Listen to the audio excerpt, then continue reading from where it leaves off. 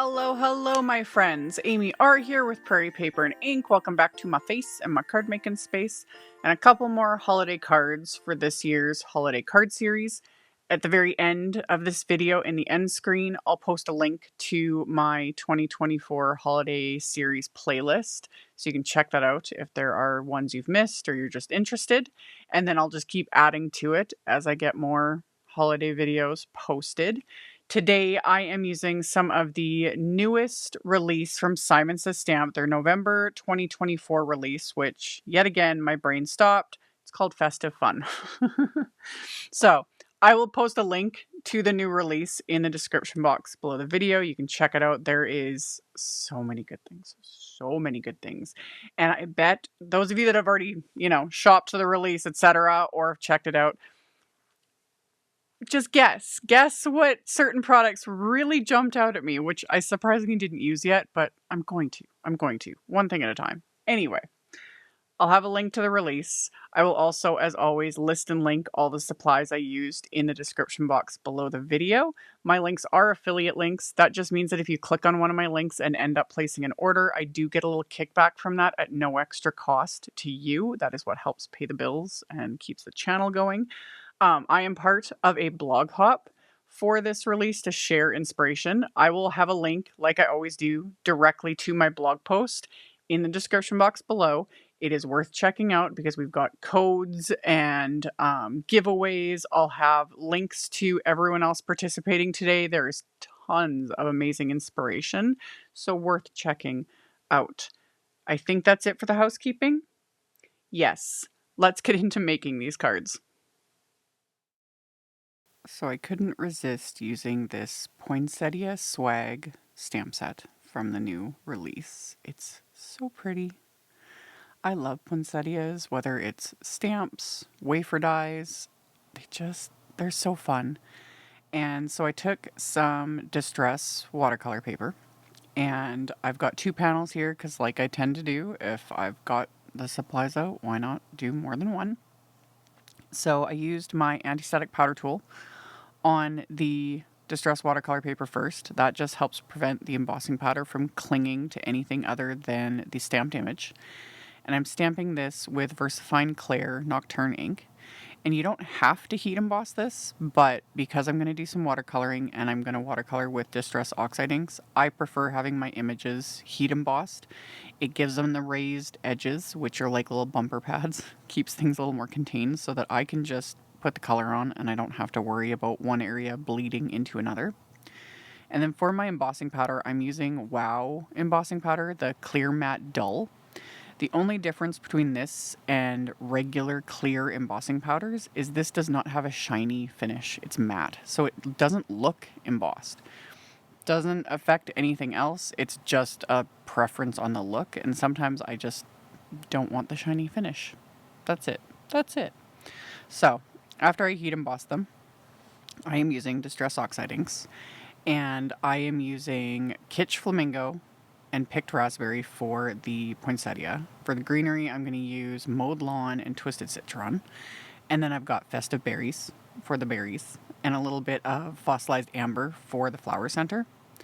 And the watercoloring is going to be super easy. And I've said this in many other videos because I have honestly no idea how many videos I've done over the years watercoloring with specifically Distress Oxide inks. But if watercolor intimidates you, which is totally understandable because it always used to intimidate me, or if you're just wanting to play but watercolor palettes and just all the things, I highly recommend just trying watercoloring with Distress Oxides. They're just easy because because they're distress inks, they're very water reactive. They move so nicely, they're creamy. I just encourage those that, you want to dip your toes in the realm of watercolor, get some distress watercolor paper because it just works really nicely. You can technically use any watercolor paper, but, things that are made to work together just work, So get some distress watercolor paper, get your oxide inks, and just smush them down onto a non-porous surface and try painting with them. I've shown, today I'm using these are my Altenew watercolor brushes. but I've also done a bajillion videos using just the little distress watercolor brush. I've used that in many past videos, and that works great too. With this, and any sort of watercolor brush works fabulous. You don't need anything fancy, and you can just play. So for the petals of the poinsettia, I used the Kitsch Flamingo. And then while everything was still wet, I was dropping in the picked raspberry more towards like the base of each petal, and then just kind of running my brush back and forth to kind of mix the colors together a bit. And that's it. Like I said, super simple. I'm not going to do any layering because, you know, you can let everything dry and then go in with other layers. I do that sometimes. Again, it just depends on my mood. But for this, I did everything just one layer, and I was happy with it. So after I painted the poinsettia, because everything is heat embossed, so that I don't need to worry about like the green bleeding into the pink, you know, because there's those raised bumper edges of the heat embossing. So for the greenery, I did the Twisted Citron and then Mowed Lawn. I was just very much in like a more brighter mood, although this image would look gorgeous in like your traditional like red for the poinsettia, deeper colors for the leaves. I honestly actually had all those colors picked out for this. And then changed my mind last second because I was like, no, all of a sudden I was feeling pink. So after I did the greenery, I used the festive berries for the berries. Although seedless preserves would have looked really nice for these too.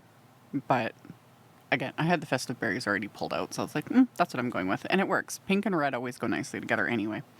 So I painted the berries with that. And then the little bit of the stem that you can see, I painted just with the Mowed Lawn. And then, yeah, fossilized amber for the centers. And then I just repeated the exact same thing on the second piece. Once everything was dry, and you always want to make sure whatever you've colored, watercolored, whatever, is dry before doing any die cutting. Because if the cardstock's still wet, a lot of times you can tear it. So once it was dry, I used the coordinating wafer die and die cut these out. And then I grabbed a scrap of red cardstock and I used same thing, anti-static powder on it. I'm going to stamp this Merry Christmas sentiment from the same stamp set with clear embossing ink. And then I'm going to heat emboss this with Simon's Detail White embossing powder. And I end up off camera, like messed this up. I was having a day when I was making these, but ended up reheat embossing them. Again, just on red cardstock, did the exact same steps. And then I'm going to show you, because I remembered to actually film this, how a trick to line up your wafer dies. And this applies even like whether it's ones like this that are kind of like a smaller image, anything. If you were having trouble lining up a wafer die with a stamped image, here I'm just using a couple of post-it note, like a post-it note that I ripped in half because I needed 2 of them. But either that or just copy paper, something really thin, and use your die. Like die cut just that. And then you use that as your template. And you hold the opening over your stamped image, whether it's a sentiment, an image, whatever. And then you can line up your wafer die. You can just feel it like almost click into place over the copy paper. And then you've got it lined up exactly where it needs to be.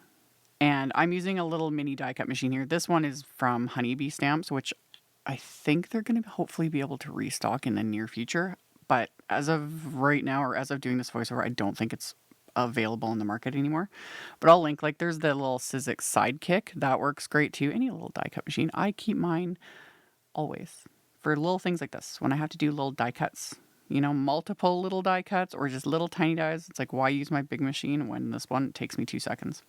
So yeah, using a little copy paper or a little post-it note, die cut that, creates your little template. It's so much easier to line that up because then you can see exactly where the die cut's supposed to line up over your image, and then tape it down, hold it in place, get your die, you know, shimmied into place there, and then run it through, and you're good. Hopefully that makes sense. So then, after I die cut the sentiments, I am embossing Simon's white cardstock with, this is the new Poinsettia Jubilee embossing folder. Look at it. Chef's kiss. Perfection. Love it. I did not mist that cardstock. I've been experimenting lately, just running my cardstock through without adding any water.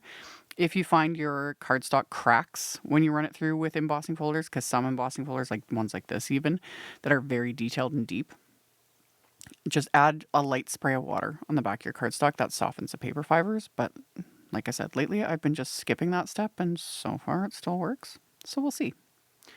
Then I took a couple panels of just plain white cardstock that are roughly 3 3/4 by 5 inches. I cut them to smaller than what my card base will be.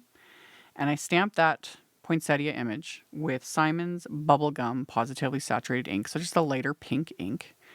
And then I took another sentiment from the stamp set, and I'm going to stamp that with the Nocturne ink onto these panels. And these are going to go onto the insides of the cards. And then as another little just embellishment, this is the pine needle cluster wafer die. And I die cut this. This is true green cardstock. It's part of the new release. It is a lighter weight cardstock. Most of Simon's cardstocks, like the one I'm going to use for the card base, etc., are heavyweight, like 110-pound heavyweight cardstocks. Use them for card bases, they're all just good for that. This one is a 65-pound cardstock, so it's much lighter weight. So I would never use this cardstock for like a card base. This is the type I use for things like this, like for die cuts, for layers, that sort of a thing. It works, and it won't add like extra bulk. So I've actually been enjoying the lighter weight cardstocks.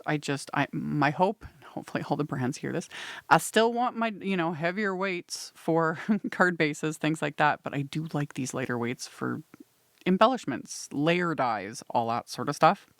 So anyway, I die cut the pine needle cluster from that cardstock. And then I just used a bit of glue and washi tape to adhere it behind my poinsettia cluster so that I can then pop on some thin foam squares. The background that I embossed with the embossing folder, I had also trimmed down to like 3 3/4 by 5 inches so that the card base frames it up nicely. And my card base is Simon's dull pink cardstock, which is heavyweight.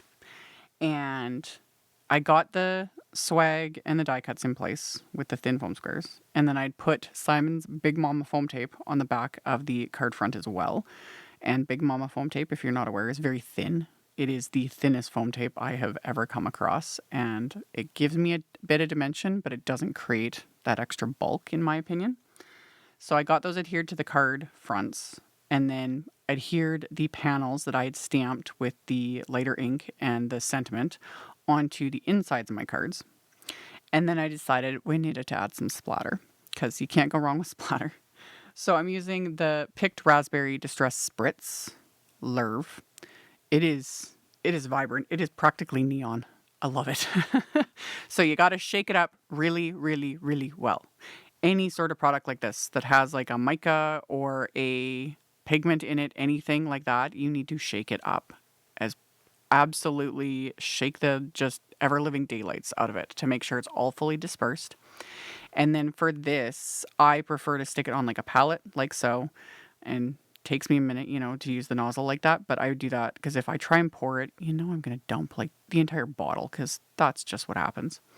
So I get it on my palette and then I swirl my fan brush through it. I had my card bases in the splat box and then just liberally splattered these cards with the Distress Spritz. And then I just got to let it dry. And then I'll try and show at the end with my flashlight. It's kind of hard to see when when I like added it as a splatter like this, but it's sparkly and it's fabulous and I love it. So I let that dry. And then for my sentiments, I just added a little bit of foam squares just on the end of the sentiment that hangs over the main image there. And then just added a bit of craft tacky glue to the rest of it. And then pop those into place. And then my final little embellishment is these Bubblegum Positively Dazzling gems, which always look kind of weird when filming, but they're glass for one. And the way they pick up the light in real life, super pretty. Love. So sprinkled those around each of these card fronts, pick them up with my embellishment wand, and then press them into the craft tacky glue. Then I just got to let the glue dry. And these cards are complete. So I'm going to try and show the shimmery sparkle. Like I said, it's not easy to show when it's like this, but yeah, it's fun. It's so fun. And then the Positively Dazzling gems. Oh, They're so pretty. And Simon released like a bunch more. I was just, do I need any more bling? No. Am I going to say no to any more bling? No. More lifetimes worth for me. It makes me happy. My inner magpie's happy. So anywho, like I mentioned in the intro, I'll have links to all the things in the description box below the video, so you can just expand that and check it out.